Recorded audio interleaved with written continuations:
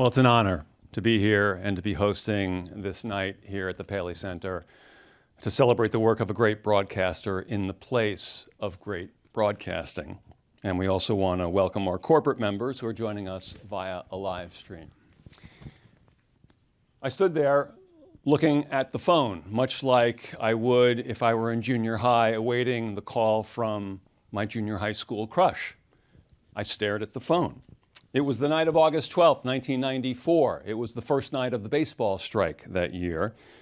I was hosting a sports show on New York 1, and that night we did the sports show and we had an interview with Marvin Miller, the iconic figure who essentially created the Baseball Players Association, leading to free agency and essentially changing the world of sports.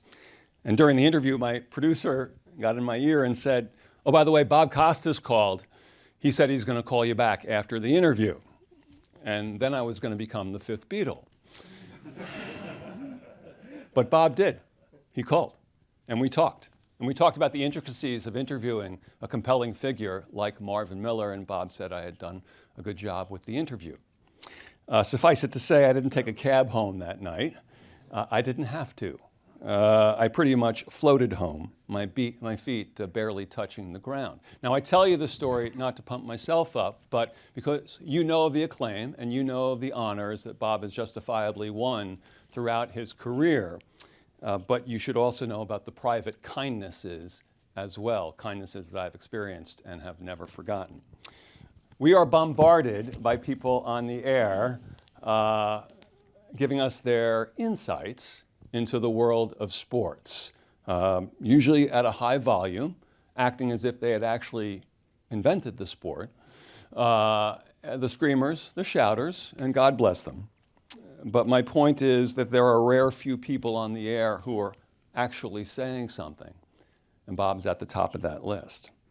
What is most impressive is the dexterity, the versatility to capture the excitement of an NBA Finals or a World Series, to ask the tough questions of the powerful, and yes, to be appropriately clever when the situation dictates. I maintain that Bob uttered the funniest line in the history of the Olympic opening ceremonies. Now, I haven't heard them all, but trust me, this one was the funniest. And that versatility extends far beyond the world of sports. His series later with Bob Costas was must-see TV on NBC. Some of those shows are already here at the Paley Center, and they are all terrific. Two that stand out for me, George Carlin and the actor Rod Steiger. They're on YouTube. Trust me, go home, not yet. Do yourself a favor and watch them. They are memorable. Bob Costas has always set the bar incredibly high for all of us other broadcasters, and he continues to do so, and that's how it should be. Please welcome Bob Costas. Thank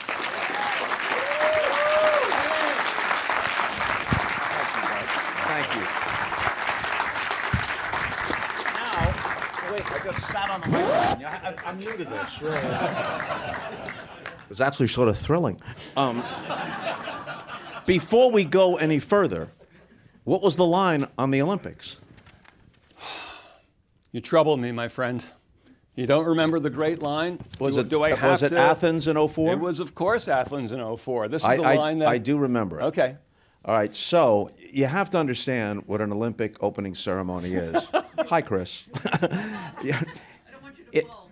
I won't fall. It is a thankless task, especially in the summer. Some 10,000 athletes, more than 200 nations. And some of them have, extensive Olympic histories, or there's something of geopolitical interest. And others, you're just searching for something. I must have said 2 or 3 times over the course of doing a dozen Olympics that Bolivia was where Butch Cassidy and the Sundance Kid met their end, because that was the only note I could come up with. And I'd sit there with Matt Lauer or Dick Enberg or Katie Couric, and we'd play tidbit ping pong. Like, okay, I'll take Latvia, you take Lithuania, and just go back and forth. All right, so this is Athens, and a big part of the opening ceremony is a tribute, very elaborately and artistically done, to the history of Greek mythology. And they get to Oedipus, and I say, Katie, as you may know, Oedipus is the figure from Greek mythology who murdered his father and married his mother, a sequence of events that seldom turns out well. It seemed to me like the right thing to say, but understand something. The opening ceremony of the Olympics is like some combination of like a UN Security Council meeting and Cirque du Soleil.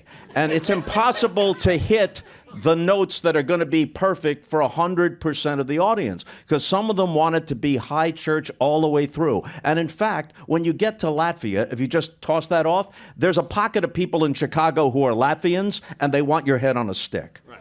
You know, so it's really hard. But my feeling was, you got to at least inject a little bit of levity, and that just occurred to me in the moment, so that's what I did.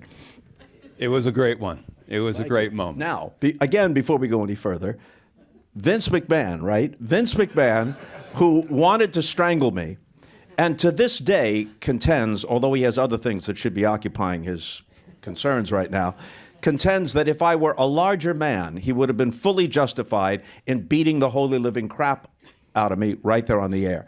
And I always say in response to this, let's test your premise. Let's suppose that someone's on Meet the Press, let's say when Chuck Todd was doing it or Tim Russert was doing it, and the senator from Illinois doesn't like the line of questioning. But as long as they're roughly in the same weight class, he should just take off the microphone and duke it out with Tim Russert or Chuck Todd. This is a ridiculous premise on its face. So McMahon is losing his mind, and as you may recall, a lot of people thought, A, it was on tape, or somehow it was set up. There's no way I'd ever go for a setup. It was live, it was HBO, there's no commercials. It was like 28 minutes of unremitting tension, scheduled for 15. Ross Greenberg's in my ear, keep going, keep going. And his temperature is getting hotter and hotter, and the veins are bulging out of his forehead. And now when he's finally done, he goes storming off, and he slams the door behind him.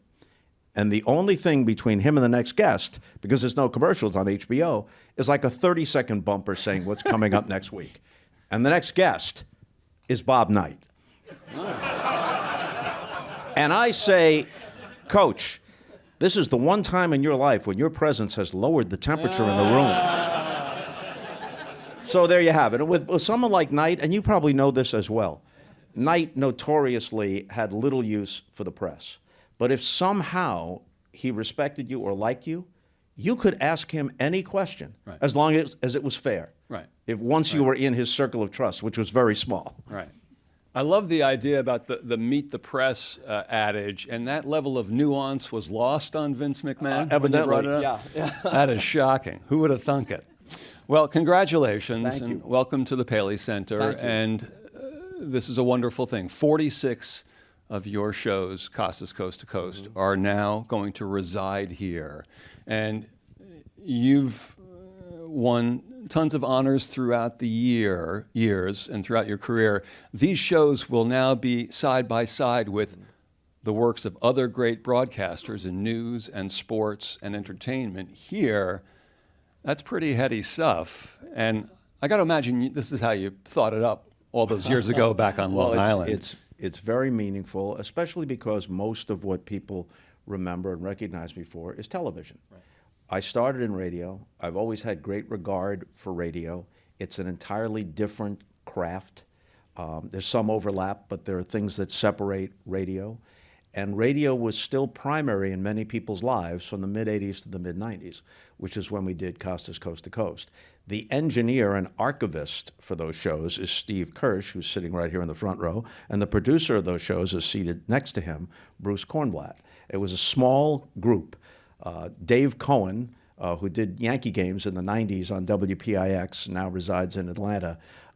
He was the announcer. He was the Ed McMahon of the show. Whether he was there or not, he'd record the opening thing. And that was it, just the four of us. That's all you needed. It was radio and the theater of the mind. And we got good guests. And the show was 2 hours long. And at that time, it ran on Sunday nights, syndicated in more than 300 stations. At that time, there's no Sunday night football. There's no Sunday night baseball.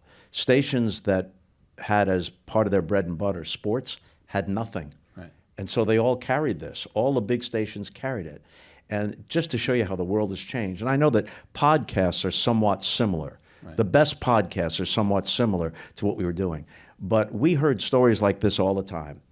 I live in Des Moines, but my work is in Chicago. I go home for the weekends, and I time my drive back to Chicago around Costas Coast to Coast, around 8 to 10 Central Time. And I'm sure people did that with Gene Shepard and other, masters, true masters of radio, far greater than I. But there's something about that most personal medium. Yes. Yeah, it's no question about it. When you, how about somebody now who is like 15 or 20 years old who's going to come to the Paley Center and listen, or even, shall we say, down the road, what would you want them to get out of these interviews? Or what would you like their takeaway to be from these interviews?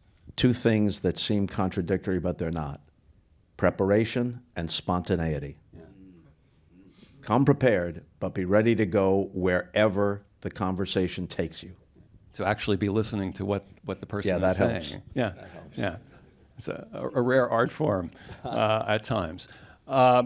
George Carlin once said to you in one of the interviews for Later, and that's a beautiful interview, he said that he was raised by radio. Can something similar be said for you?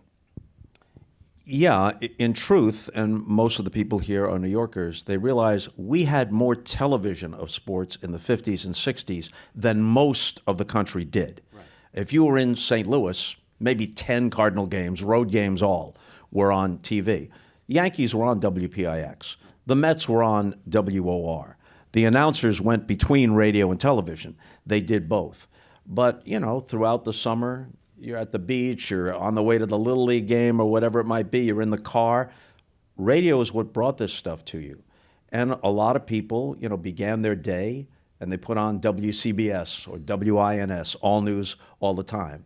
And now everyone can get whatever music they want from Spotify or Pandora or whatever, but it was a big deal that WCBS FM was an oldie station if you wanted to hear, or we wanted to listen to Cousin Brucey and Dan Ingram on WABC. And I used to practice, although I never really did much of this, the art of the talkover, where the idea, and Dan Ingram was the best ever. Yeah. He never stumbled once. Yeah. The idea was, no matter how long the lead up was, like California Girls had a pretty long lead up. Right. You needed to get the time in, the weather forecast, what was coming up next, right, the name of the song and the group, and not leave a second. Right. Hit it to the millisecond. Yeah. The first word uttered by the first singer had to be right up against the last word you said. And that was an art. Yeah. Also, an art as a listener was the whole mystique of finding out-of-town games. Oh my gosh, yes. So what was your protocol? What was your best method in trying to find a game from out of town? Well, I didn't have a protocol. I had my father's marching orders. My father was an inveterate gambler, and he didn't bet at the racetrack. He didn't bet on poker or crap games or whatever. And of course, your options were limited then. Atlantic City didn't even exist, and we lived in New York, so we wasn't going to Vegas all the time. He bet on ball games, and he wasn't content because he needed the action, especially if he'd fallen behind and was trying to catch up before the bookie came calling. He'd bet on out-of-town games that we couldn't see. And the best way to get those games was to go to the car. So I'm like 11 years old. I take the keys. I turn on the ignition just enough to light up the dashboard. And I go, I'm calibrating like a safecracker, moving across the dial. And on the right night, depending upon the atmospheric conditions, you get Chuck Thompson calling the Orioles on WBAL in Baltimore, Bob Prince on KDKA in Pittsburgh with the Pirates. You get the Red Sox on WBZ out of Boston. You might hear Ernie Harwell on WJR in Detroit. WLW in Cincinnati sometimes came in with Waite Hoyt, Hall of Fame pitcher who was Babe Ruth's teammate, and they used to pray for rain delays so he could tell Babe Ruth and Lou Gehrig stories. He was a terrible announcer, but he was a great storyteller. And then the biggest breakthrough of all, it only happened rarely, but sometimes when the conditions were just right, KMOX in St. Louis would come in with perhaps the best duo ever in a booth. Harry Carey, before he became the cartoon Harry Carey, who was beloved for different reasons when he was the voice of the Cubs, but when he was the voice of the Cardinals, he not only was a bigger-than-life personality, but he was a technically excellent baseball announcer. And the number two guy was Jack Buck, one of the greatest broadcasters ever. Right. So I was absorbing all this. My job was to get the score. and bring it back in to my dad, which I do even at age 11 or 12 with a little bit of a play-by-play flourish. I'd give him a lot of details. And sometimes if his bet was going down the drain, I would claim that I couldn't pull it in because I didn't want to deal with his negative reaction. You can imagine when I got my second job, my first job was minor league hockey in Syracuse for $30 a game in the old Eastern Hockey League, which is the actual league that the Paul Newman movie Slapshot is based on. But right after that, at age 22, I got a job somehow at KMOX in St. Louis, and I walked in the door and there was Jack Buck. This is like, you know, if you're a comedian, the first time you're on The Tonight Show. Yeah. It was just amazing. Yeah. Who was the high school baseball coach who gave you some advice on a career path not taken and maybe one that should be taken? That would be the since departed Chuck Orant, who was an algebra and geometry teacher, but he had actually pitched in the Pirates chain in the minor leagues, back when the minors went all the way down to D-ball. So he might have gotten as high as C-ball. So he had some baseball background. And he was the baseball coach at Comac High School. And you know how this worked. You get like an extra $500, maybe $1,000, tacked on to your teacher's salary, which was never enough for the work that they did to coach the team. And so I'm trying to make the team. I didn't have any undue expectations. I'm trying to make the team as the backup second baseman. And he liked me, and he didn't want to cut me. But it got down to the very last cut.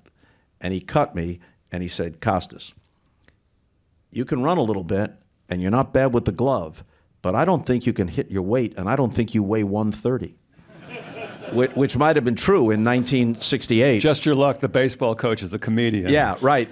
So he says, but you know more about baseball than anybody here, and you never stop talking.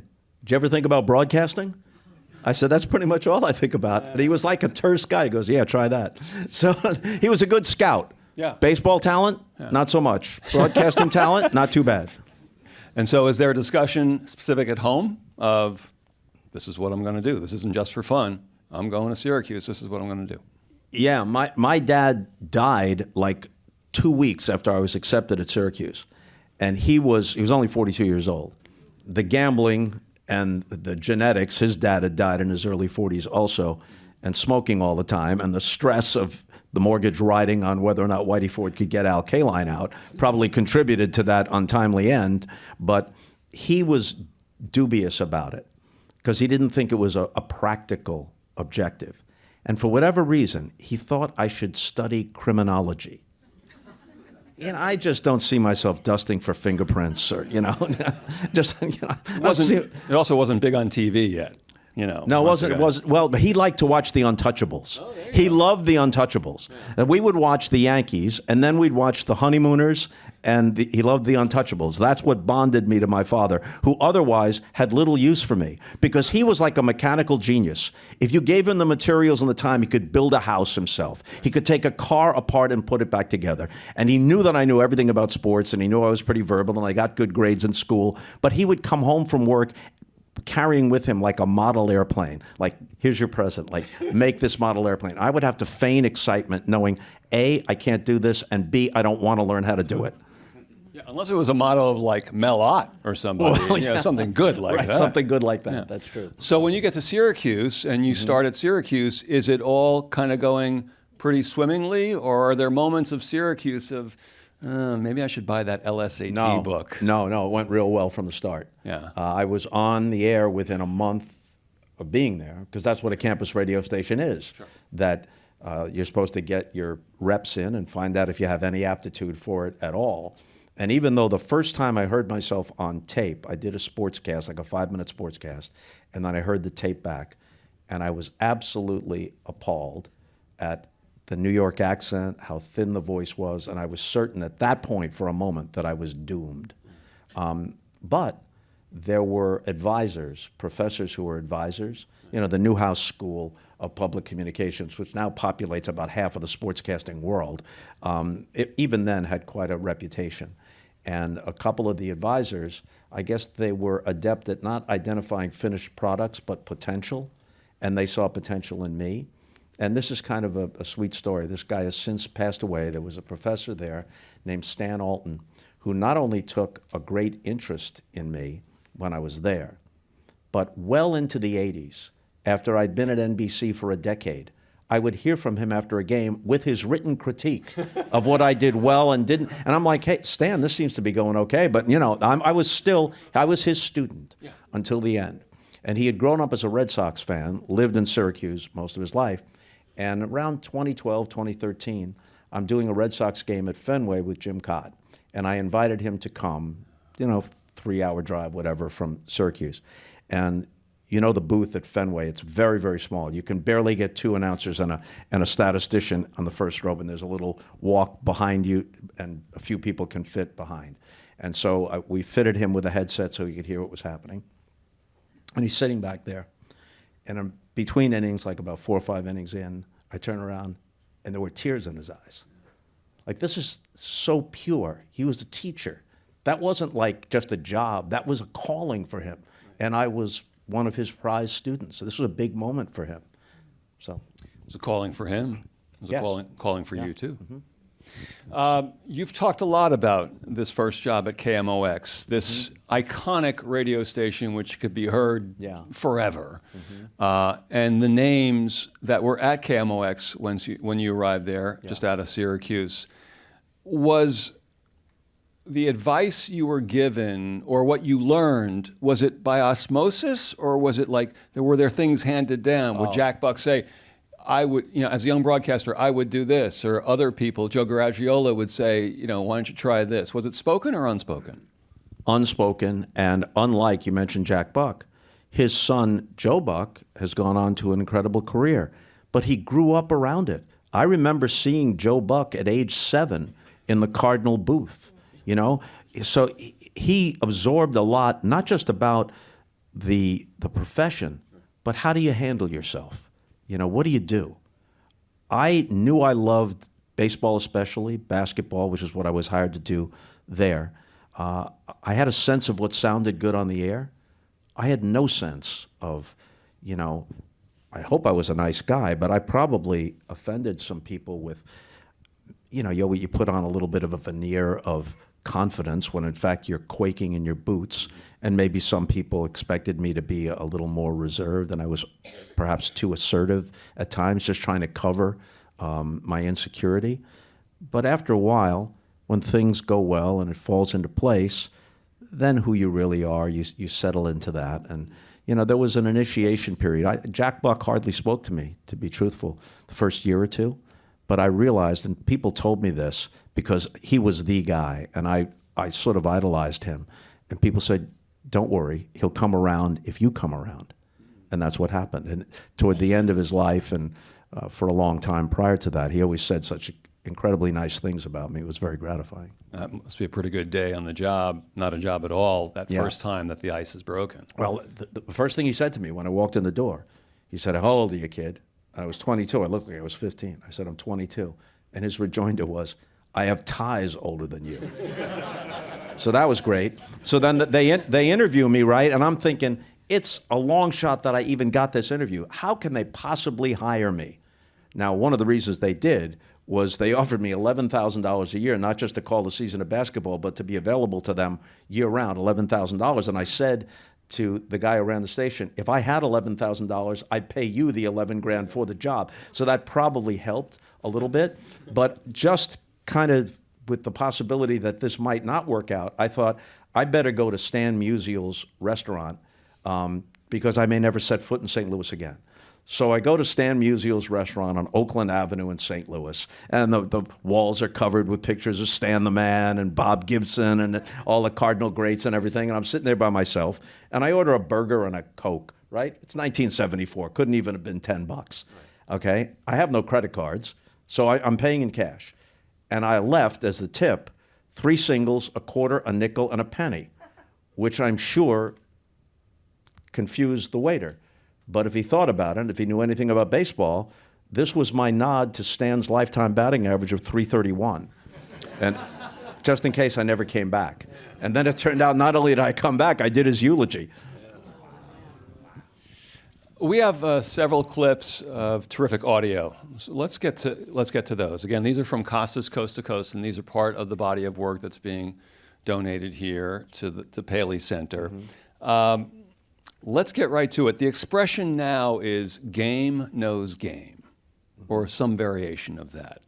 How does one try to impress Ted Williams that the notion of having a serious and long conversation, forget about all the years with the writers in Boston and the bad relationship and so on, how does one try and earn that person's trust so that he will do a long interview?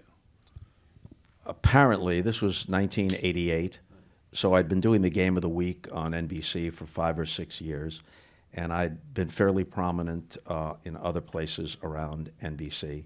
And then maybe some people within baseball vouched for me. Our producer, Bruce Kornblatt, is from Boston.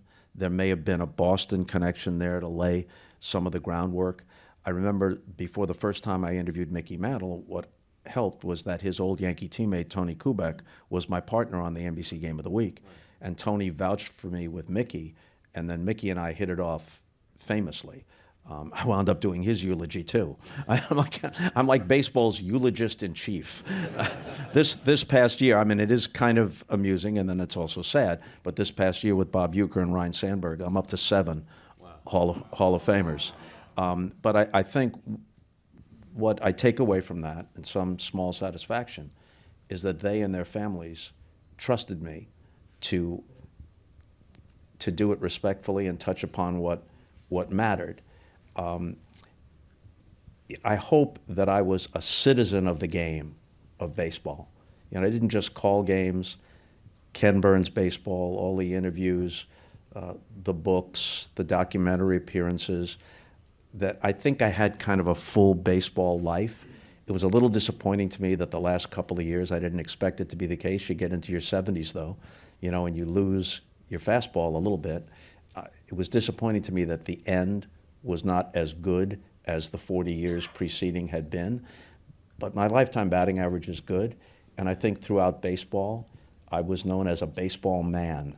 And you know that's an expression. You don't hear you're a basketball man, you're a football man, you're a baseball man. That means that there's something about the game that you get, that's who you are. That's the essence of who you are. Somehow, Ted Williams knew that, so that's why he showed up. But you could still be on probation with Williams until you prove yourself. And I was knowledgeable, and I asked him the right questions, and he was so fully engaged. And the thing you have to remember, this is 1988. Ted Williams' career plays out between 1939 and 1960. It plays out in a black and white world.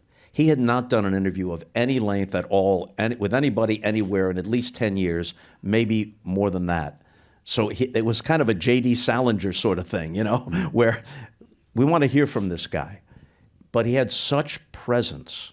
When he walked in that room, we did it at the old Runyon's restaurant on 52nd Street or whatever here in the city, which had 2 tiers.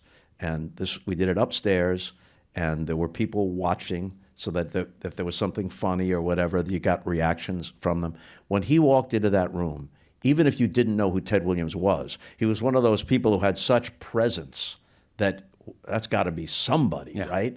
And at one point, I don't think it's in this clip, at one point, I said to him, you know, you actually are the guy that John Wayne played in all those movies.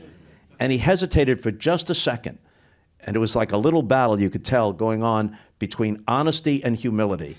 And honesty won. And his answer was, yeah, I know it. Bob Costas with Ted Williams. Let's listen. Ted Williams, they always talked about your eyesight. It was legendary. When you went into the Marine Corps, they tested it, and officially they said it was 20/10, and the Marine doctor said it was the best set of eyes he had ever been privileged to test. Could you read the labels and the fine print off the spinning phonograph records? No. And license plates on cars that were a half mile away? You brought up Dickie a little while ago, and you know, one time I was playing, we were in Yankee Stadium, and I took a close pitch on the outside. It was a ball. And he finally said to me, he said, Ted, I'm just second year man, I think. He said, Ted, he said, just how big does that ball look to you? And I said, Bill, it looks the same size it looks to you. Sometimes it looks like a pea. You said that from the time you first began playing baseball, you had one ambition, to be able to walk down the street when all was said and done and have people turn and say, there goes the best damn hitter that ever lived. If they said that, would they be close to on the money? Well, that's not for me to say. I think that I'm cocky enough and believe that I rank with some of the greatest hitters that lived in this game, and I'm proud of that. But gee whiz, it's all I ever wanted to do, and for sure, it was the thing I could do best in my life. So many things, and because of what happened that first night, we did stuff on radio with him subsequently. We did 3 shows with him on the later program, late night, on NBC. And I remember one thing he said, I don't know how we got around to this. He said, I don't know if I believe in God, but I believe in good. And he always did all this charity work, like for the Jimmy Fund in Boston. But one of these guys, he didn't want any credit. You sneak in the back of the hospital and visit with the kids. Don't take any pictures. Don't, you know. And he was the most generous guy with the clubhouse guy. You know, just like no schmaltzy sentimentality, but a very big heart. And that night, just to show you, he's completely his own man. He's on a book tour, and he's supposed to be on the Today Show the next morning. So the publicist is watching, and Steve's there, and Bruce is there. The publicist is watching. The thing is over. The publicist says, that was great. Now remember, the car's picking you up at 7 o'clock tomorrow morning. Take to the Today Show. And Ted says, I don't want to do it. What? He goes, I said everything I have to say right there. What? That kid knows baseball. I don't know if these people at the Today Show know baseball. So you realize what, especially then, a shot on the Today Show does for selling a book? And he wasn't kidding. He didn't do it. Yeah. He was satisfied. He'd said everything he wanted to say. Yeah. Ted Williams retires. You're about 8 years old at that point, somewhere in there. But the whole Aaron and Mays generation, that's really in the sweet spot. And Mantle. Right. Yeah. Heard of him too. Yeah. Really in the sweet spot of when you're becoming a baseball fan. Mm-hmm. And the next clip is with Henry Aaron. And I'm curious. By that point, you're well into your career. You're obviously an established professional, and you're professional about these interviews. Mm-hmm. Do you allow a part of yourself, a part of that 10-year-old boy who still can't believe they're walking up the ramp and seeing Yankee Stadium, which has to be the most beautiful patch of land that you've seen, or any of us have seen. Do you allow a little piece of that kid in during those interviews? Yes, emotionally, it's completely there. Why would you deny yourself that enjoyment, that thrill, that excitement? But if a little bit of it actually comes across, not too much, but if a little bit of that comes across, I think it's relatable to the audience, because many of them are feeling that same way about seeing their boyhood or childhood baseball hero now in middle age, maybe with a little bit of a paunch, but it's still the same person. Yeah. Let's listen to Bob with Hank Aaron. It's pretty clear that through most of your career, you were underrated. If it's possible for someone of your caliber to be underrated, people talked about Mantle and Mays. Mm-hmm. That was the argument. Who's the best player in baseball, Mantle or Mays? Right. And then when you started to catch up on Ruth, people couldn't ignore you any longer. You played alongside of him or against him for years and years in the National League. Were you as good as Willie? Yes, sure I was. Wait, what happened there? Sure I was. You know, no, seriously, if you go by, I was not a flashy ball player, no. I think I was in the mold of a Joe DiMaggio. You know, I caught the ball, threw to the right base, and kept my hat on my head. I think Willie was a great ball player. He was flashy. He was the kind of ball player that needed, and he was flashy and he was good. But if you look at the stats, and that's the only thing you can go by, you know, home runs, runs batted in, and slugging percentage and everything else, then you have to compare the two of them, and then you say, hey, mine is just right up there with his, or even better, you know. So I don't think, well, say it this way. There is absolutely no ball player that I played with in the era in which I played in that I thought was better than I could do. He was a very humble and decent, deeply decent man. That was just an honest answer. It wasn't a boastful answer, and if I had not posed the question, he would not have gone there on his own. Right. And you think about him when he hits 715, and you and I were talking about this earlier. 715 resonates a whole lot differently, and his ultimate total of 755 Right. than Barry Bonds' 756, and most baseball fans don't know that it winds up at 762. That's right. 714 was a monument in baseball. We thought it was unapproachable. Right. For many years, the second highest total was Jimmy Foxx's 534. Right. And when Mantle retired with 536, he was third on the list behind Ruth and Mays. Yeah. And then Aaron just kept on going. And the whole country is riveted by this, and some of it is torn apart by race. Right. And what he faced in terms of hate mail and threats on his life, and his children needed FBI protection and whatnot. When he hit 715, look at the way he rounds the bases. The dignity, the reserve, the performance speaks for itself. But what he must have been feeling in that moment. And he later told me, not on the air, but he said, I didn't do it to beat Ruth. I did it to answer the bigots.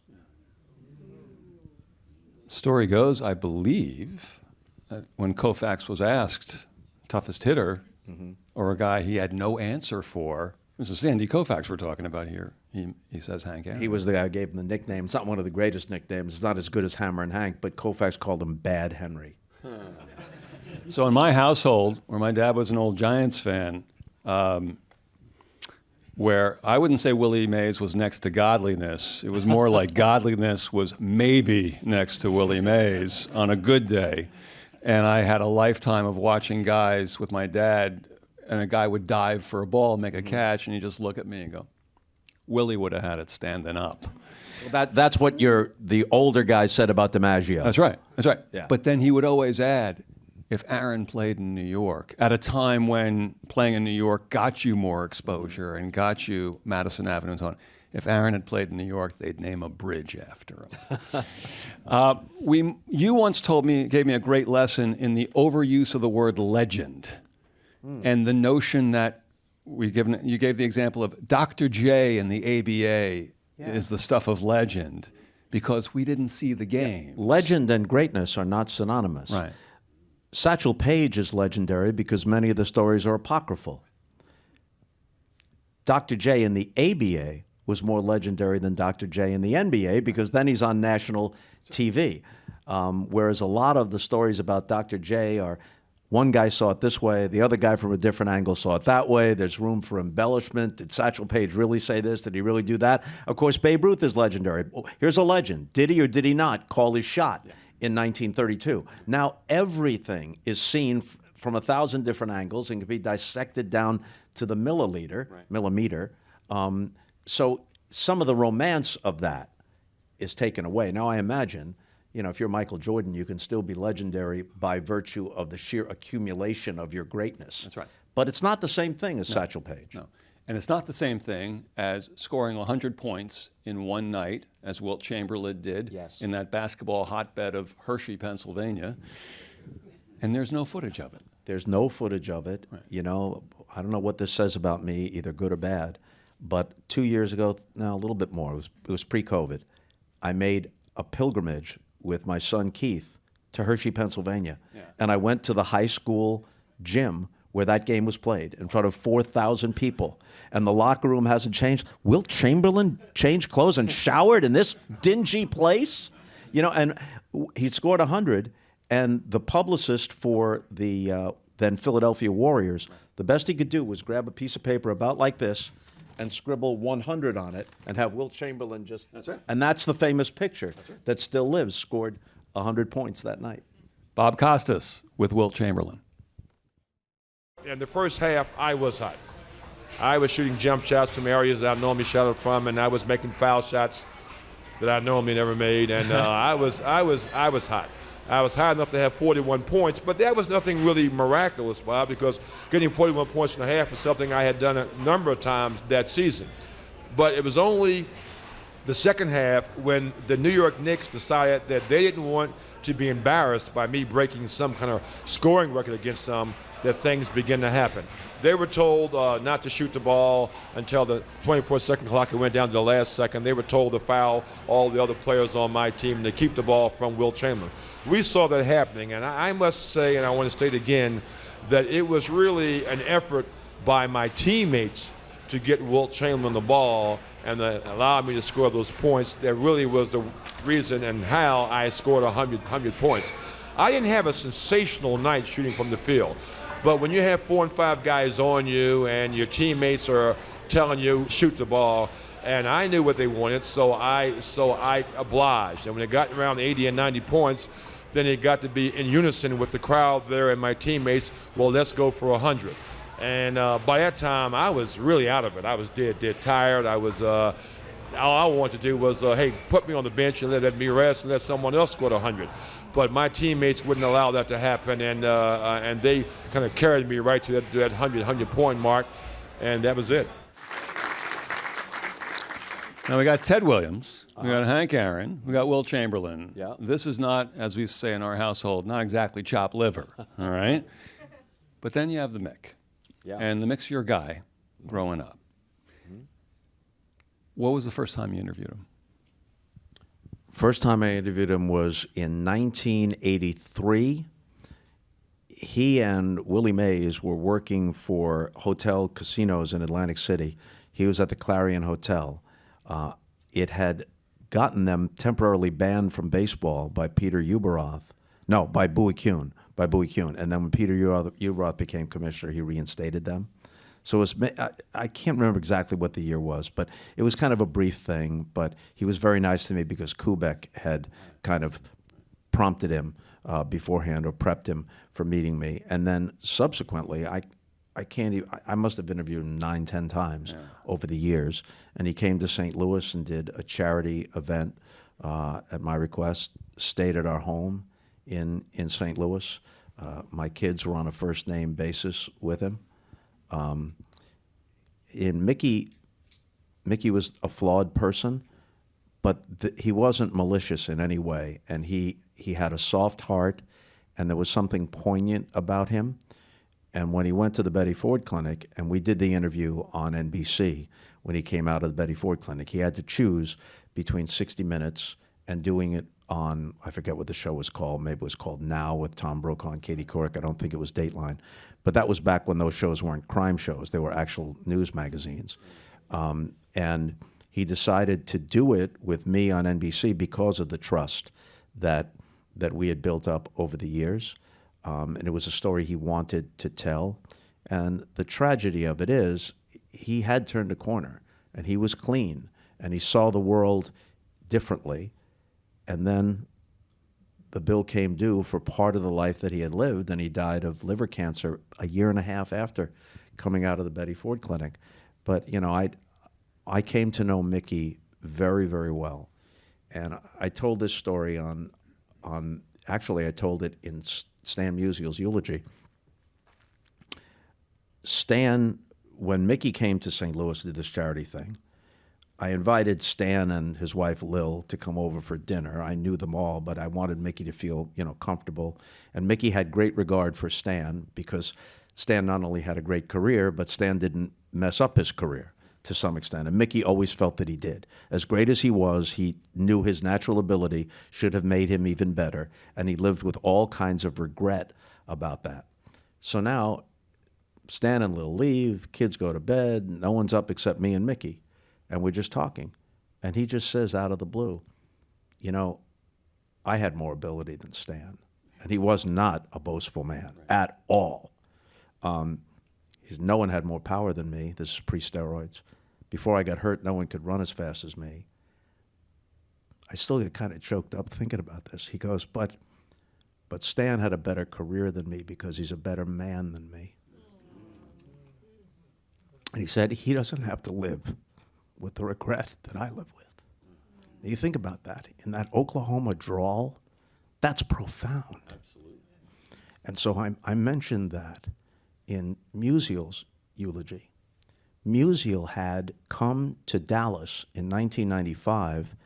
I was the eulogist along with Bobby Richardson for Mickey. Nobody would have marked Stan Musial absent. It wasn't like he was connected to Mickey. They didn't play in the same league. It wasn't like Mantle and Mays, other than All-Star games, they never competed against each other.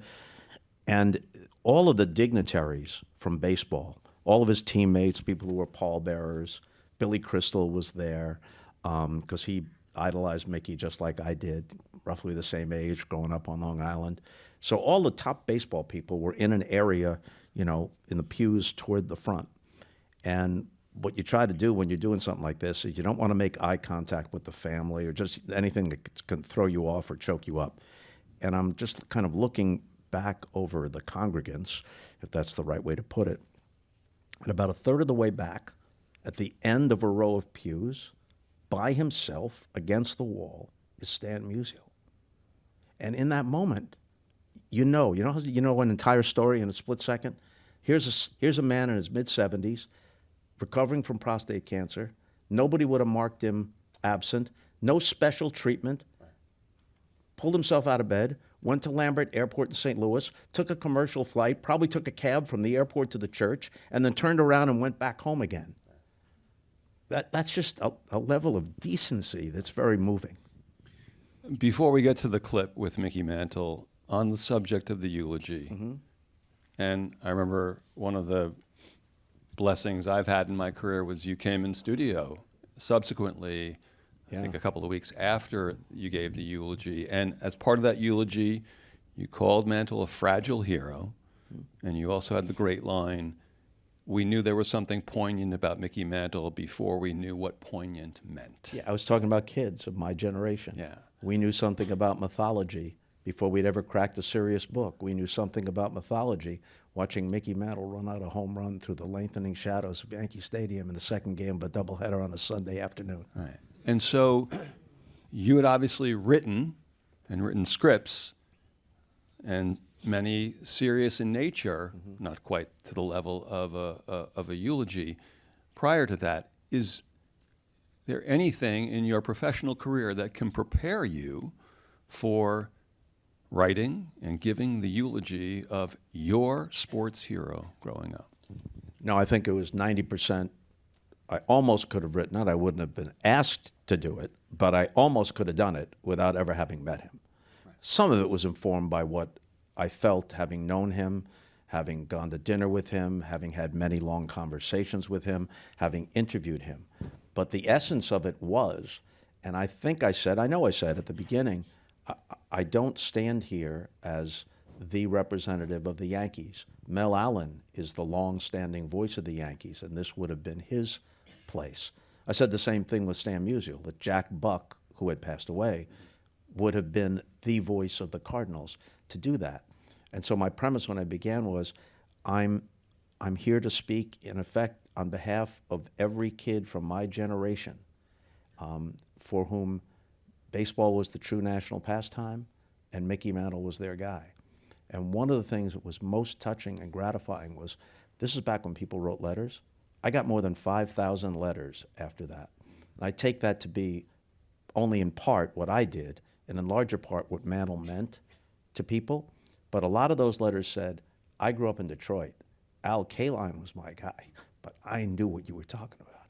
I grew up in Chicago. Ernie Banks was my guy, but I get what you were talking about. So that's what I was trying to convey, and I guess I got it across. You absolutely did, because a great writer will often, either in the print or spoken word, will say something. And I know my feeling watching the eulogy and watching it again a couple of days ago was, right, that's how I was feeling. I couldn't put it into words. Now I have the words, thanks to you. So you do the eulogy for Mickey Mantle and others, as you've mentioned. Billy Crystal, another Long Island guy, he's a comedian, by the way, and an actor, and also had one at-bat in a Yankee, And actually made contact. That's right. Hit a sharp foul ball. Which, if I had ever done that, preseason game. there wouldn't be a day goes by I wouldn't mention it to somebody on the street. We always, we do this when we introduce each other at various things. We have so much in common. We're about the same age. We both grew up on Long Island. We both love the Yankees and Mickey Mantle. We have the same initials, and we're each just a shade under 6 feet tall. He introduces me that way, I introduce him that way. And he does the eulogy, or one of the eulogies, for Muhammad Ali. This is so brilliant. Go to YouTube and look at Billy Crystal's eulogy for Muhammad Ali. This is beyond brilliant. Yeah. This is art. The combination of humor and heartfelt observations. I mean, you know, he's Billy Crystal. So I'm imagining that at some point, the two of you, friends, and obviously public people, but I gave the eulogy for Mantle, you gave the eulogy for Ali. How did that even happen? He was there when I gave the eulogy for Mantle, and I was there in the first row when he gave the eulogy for Ali. And Billy gave me one of the lines that I used because he reminded me that, you know, he grew up idolizing Mickey, and he said that at his bar mitzvah, he spoke in an Oklahoma drawl. Which was very popular on Long Island at the time, apparently. Oh, you know, when you mentioned Koufax, you know, to people of our generation, especially Jewish baseball fans, the fact that he wouldn't pitch on Yom Kippur and then had to come back and pitch for the third time on 2 days rest and pitches a complete game shutout in Game 7 because instead of going in normal rotation, he pitched the second game, the fifth game, and then the seventh game on 2 days rest. Right. This is a mensch that we're talking about here, okay? And one of the greatest lines ever, and you and I were talking about it. You want to do it or you want me to do it? No, it's all yours. Okay. We both know it. That's right. So it's not exactly like they stepped down several rungs for their Game 1 starter on Yom Kippur because they got Don Drysdale, who won the Cy Young Award in 1962. But Drysdale doesn't have it that day, and the Twins knock him out early. The Twins win Game 1. And Walter Alston, the manager, walks to the mound to take Drysdale out. And as Drysdale hands him the ball, he says, "Bet you wish I was Jewish too, don't you?"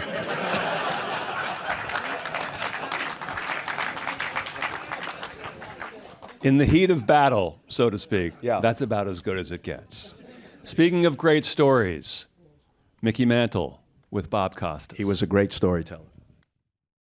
What made Billy so good was that if you was playing for him and he told you to go up on top of the St. Moritz Hotel here and jump off, you would do it because you know that he would do it too. He knows how to keep everybody with him, you know.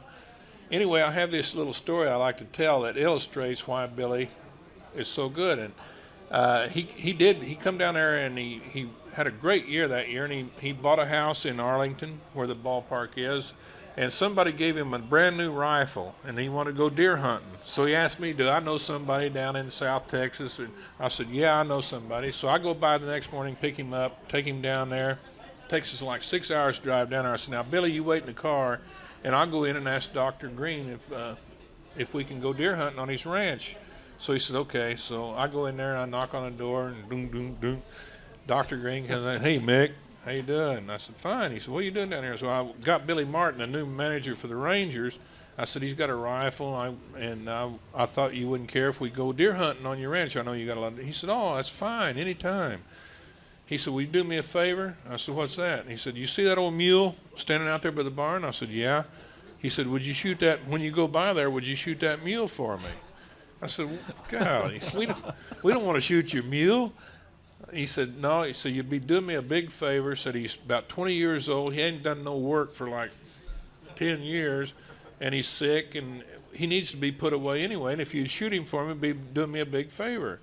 I said, well, okay. So I'm walking back out to the car, and I think I'm going to pull a joke on Billy. So I go out, and I yank the door open. I said, give me my rifle. Billy goes, what's the matter? I said, we drove 6 hours to get down here. This guy says we can't hunt on his ranch. I'm gonna shoot his mule. Billy's grabbing the rifle. He don't do it. He said, I've been in enough trouble. I've been in enough trouble in my life. He said, you're gonna get us thrown in jail. I said, give me my rifle. I'm gonna shoot his mule. I finally get my rifle away from him. I go running out in the barnyard. I run right up to the mule and go, boom, shoot the mule right in the head, right? The mule falls over, and about that time I hear, bam, bam, bam. I turn around, there's Billy right behind me with his rifle. I said, Billy, what are you doing? Billy said, I got 3 of his cows.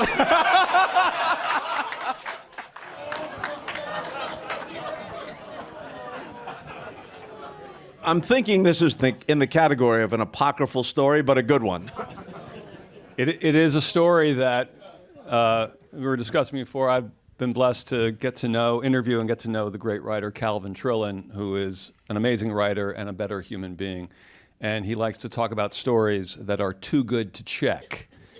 Namely, and I'm stealing his line here, namely, if you put it in a book or on a broadcast, you actually have to check that it actually happened. But if you're sitting having coffee and you want to tell some good stories, well, here's a story. I think it's true. It might be true. But Mick went with it on the air. God bless him. God bless him. You are known to speak truth to power. And we saw some of that during the video to start the evening with talking to Roger Goodell. And there is that notion of reporters, broadcast, print, writing or speaking about ball players and then facing the music.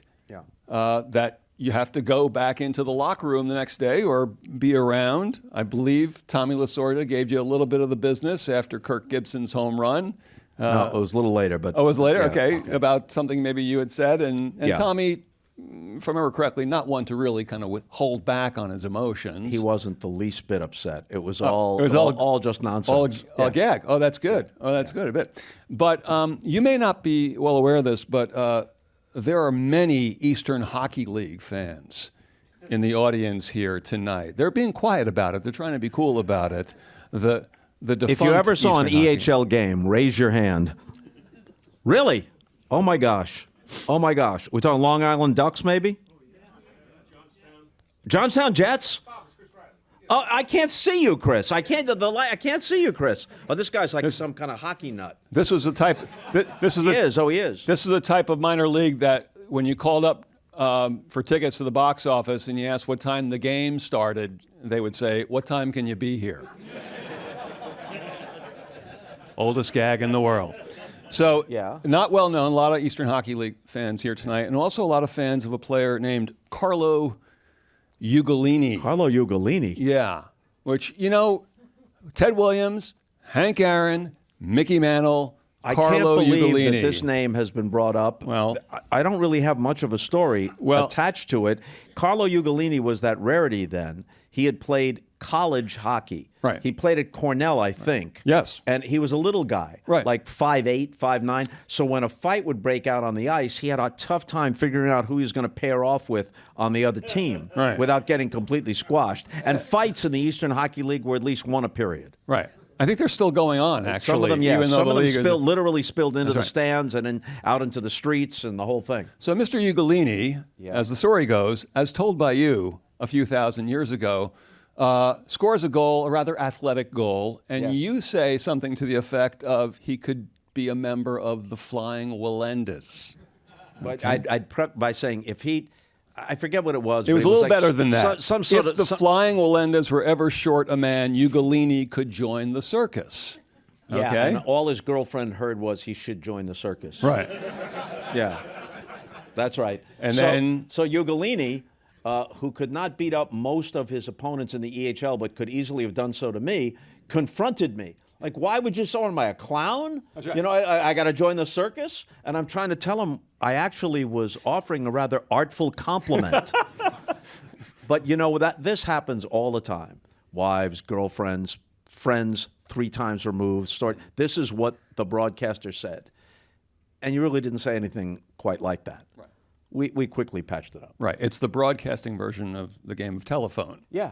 What you actually said and what they're accusing you of, not even in the same ballpark. Right. But the good thing about hockey then, especially, these games are not on television. Right. So the road games, if you have the wrong guy with the puck, just have him pass it to the right guy. Nobody knows. Nobody knows. Let me write that one down if I want to go into the minor league hockey world.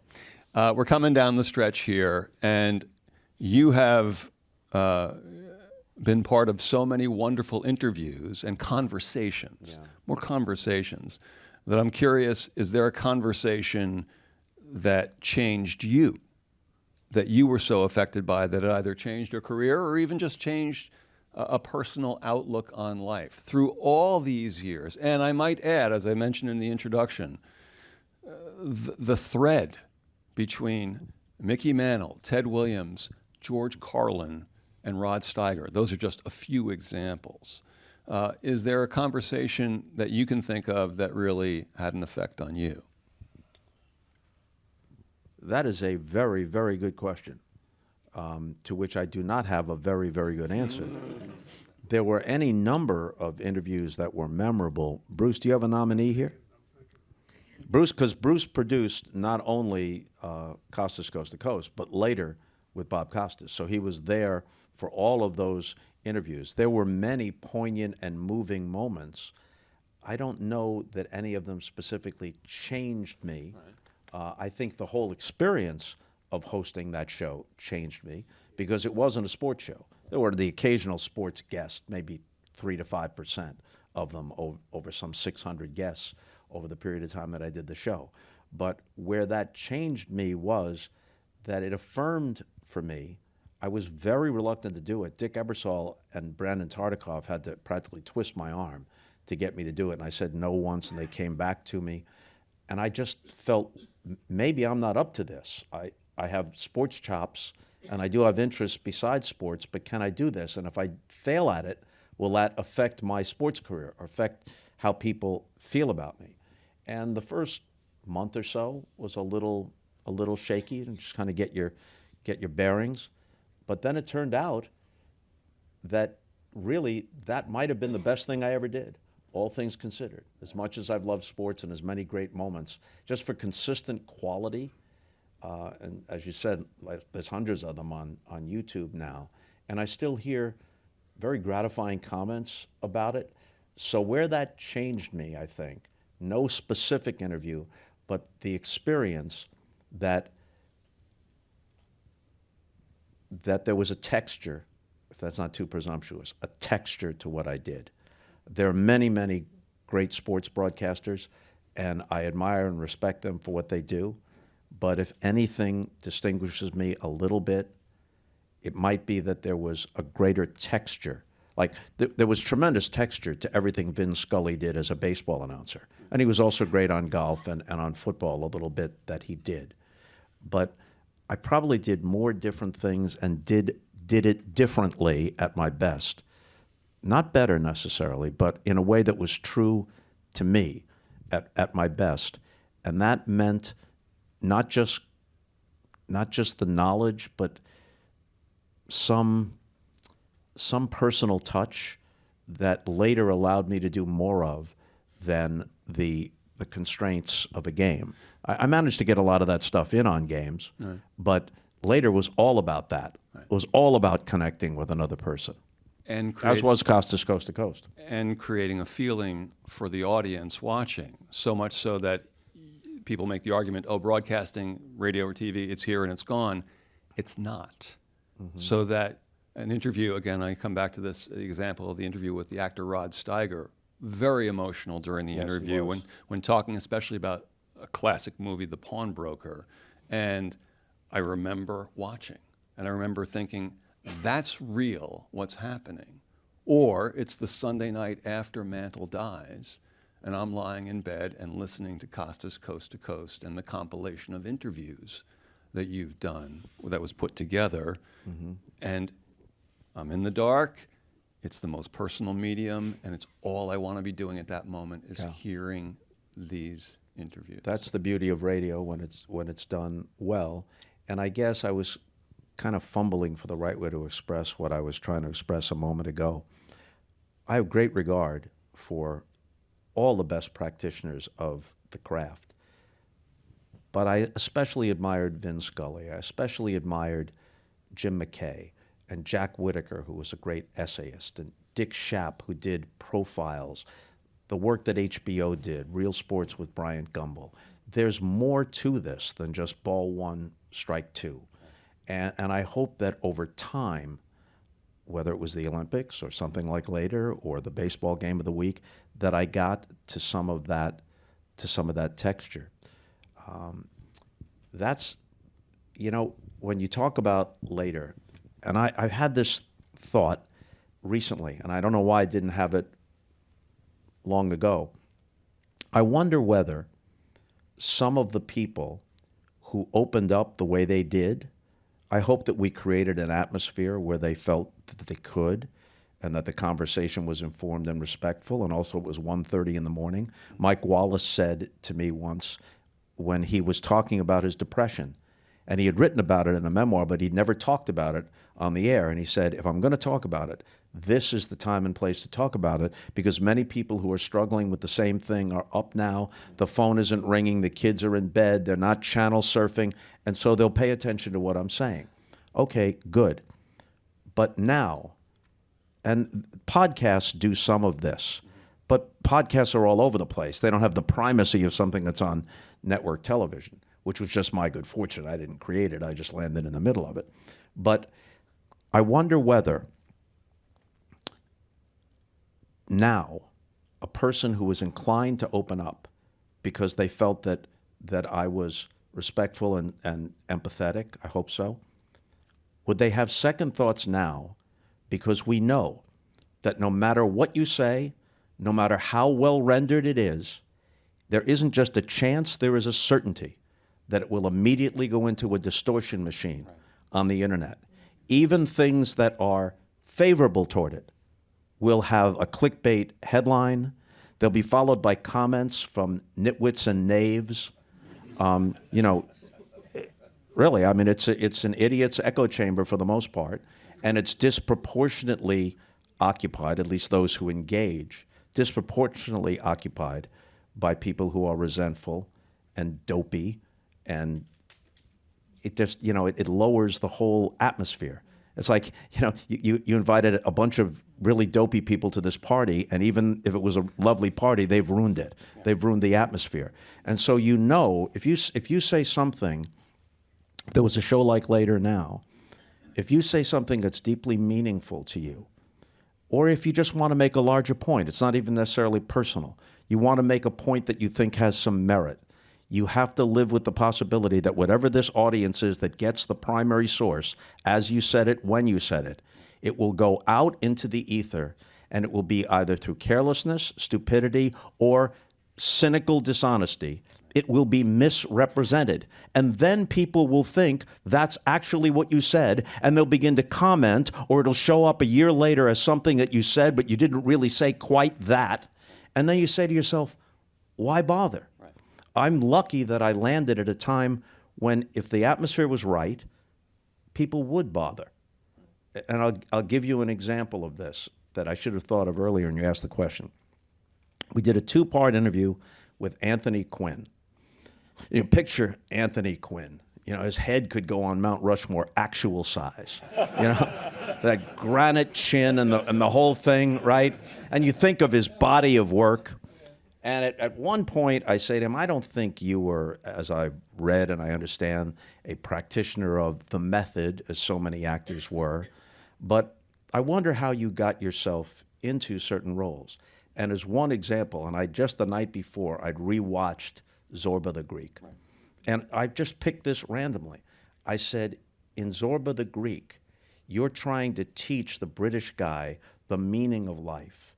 And you say, when my son Dmitri died, this gets to me. Decency gets to me, or something that's honestly heartfelt gets to me more so than sadness.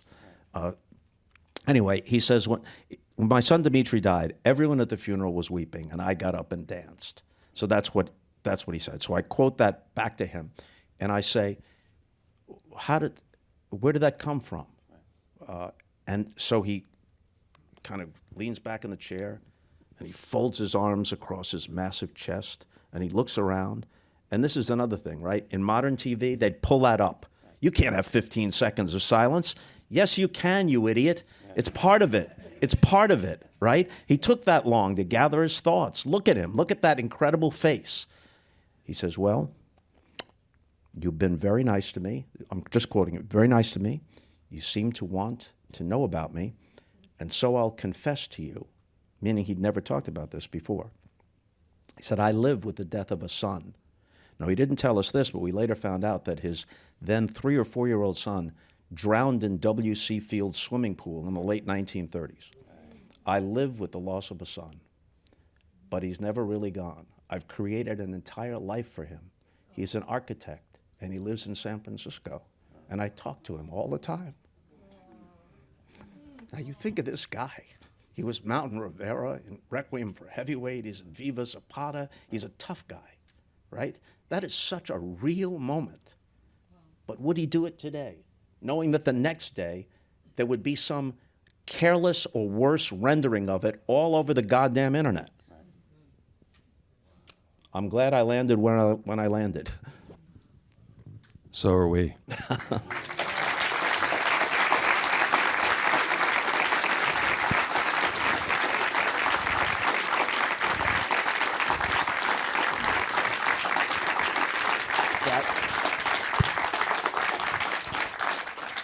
It's been a pleasure, and perhaps sometime in the future we could do something with a donation of later with Bob Costas here at the Paley Center. As long as we can pull them off YouTube. I don't know how that works. They're knocking around YouTube, but I'd be happy to make that donation in due course. Bob, thank you so much for this evening. Thank you all.